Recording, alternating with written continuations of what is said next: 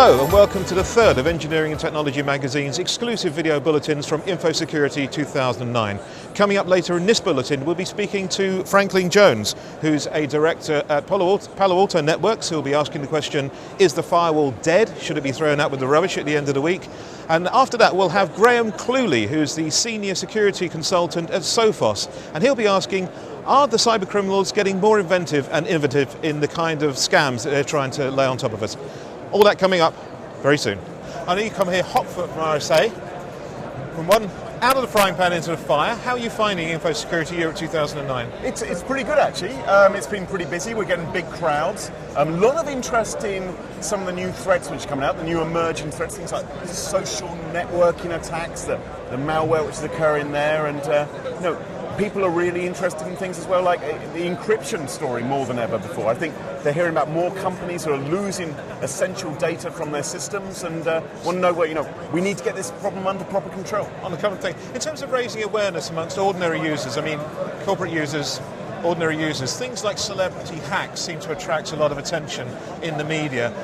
One celebrity hack seems to be worth 1,000 corporate hacks. I mean, tell us something about this. This is an area that you monitor. I mean, who are some of the top celebrity names who've had their inboxes cracked into recently? So we've seen, specifically in the case of email inboxes, we've seen the likes of Sarah Palin and Britney Spears.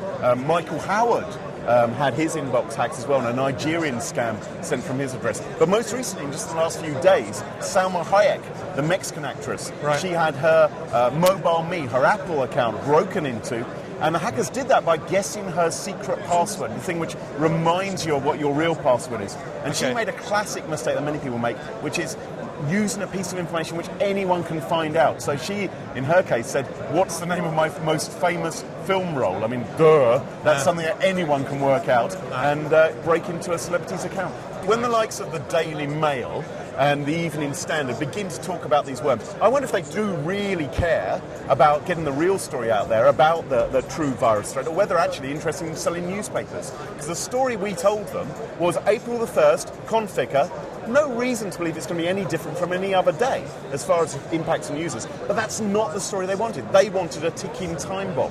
And I'm afraid however much we told them that isn't what's happening, they still wrote the story. So I think they did the public a real disservice. The problem is the antivirus community, who actually kept their nose clean for once and didn't hype it up, we're the ones who got the blame because nothing really happened on April the 1st. Yeah, we need a new millennium bug, really. That's what they're looking for. Oh, don't tell me about the millennium time bomb. That one happening again. I think you're right. Every now and again, the national media do really want that sort of story. And so they have this great story in the run-up to the event, and then when it doesn't happen, they have the huge post-mortem of why were we sold a pup?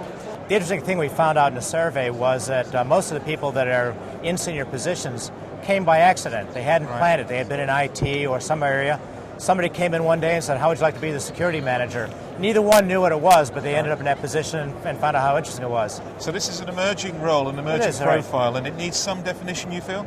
That's exactly right, yes. And some of that definition is coming now from universities. There are many universities that offer bachelor's, master's, or even doctorates in security management, so it's now become an established profession. Right, but in terms of those kind of qualifications, they're not sticking to a common framework. They're sort of doing their own interpretation of what good security management consists of. Is that one of the issues? Yeah, one of the things we see is that programs are very different. Some focus on technology, and then some focus on management. They come into business school. Some are in IT programs, so they tend to be more technical. So there's a wide variety of things, but you look at security, it's a very broad discipline, so there's room for everybody in that field. And one of the surveys we did, we actually went through the work we had done in trying to define what a security manager is, what do they do, how critical it is, what do they need to know, and when they need to know that, and then we created a guidance for people looking to get into the field of what is the role. And we had recruiters on our group, we had security managers, so we had a wide body of folks that collected information for us to help define what this position is and provide some clarity. It's been a great show. It's actually our first show here in the UK, and so far so good. Very happy with it. Very vibrant, lots of things happening. Pardon me? Very vibrant, lots of things happening. Absolutely, yeah. Okay. And a lot of interest in the product, which we're delighted about.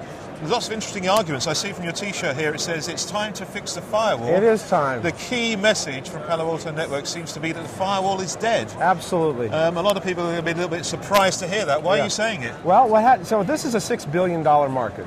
Every year, companies spend about $6 billion on firewalls and related products.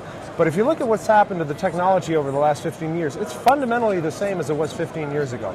Meanwhile, the business world has changed with the internet such an integral part of the way people do business today that firewalls have not kept pace with that change. That's the problem. Right. So the technology has not been developing and evolving in the same way that the threat landscape has been changing. Correct. It's not just threats. It's also IT organizations need visibility and control of the applications passing through the firewall. Today, more than 50% of the traffic on the corporate network comes from the internet. But traditional firewalls aren't showing you what those applications are, and therefore you can't control those applications. Okay, so what are you saying needs to be done? What's the message in terms of curing this problem? Well, we've basically turned the tables, and if you look at what traditional firewalls do, they will show you information on ports and protocols and IP addresses. We've taken it the other way, and we're drilling down into visibility of the specific applications on the network and the names of the users of those applications, because that's really the only reason a network exists, to support users and applications. We're giving you visibility and control of both of those now. So it's basically, you're saying that the traditional firewall model is not fit for purpose, so we need to do more work in evolving the essential technology, or tear that up and start again? Well, so the legacy vendors that are making a lot of money in the firewall market are not anxious to rip up what they have and start over. We have the luxury of doing that being a startup. So we started with a clean page and said, here's how to do it right, and that's what we've done.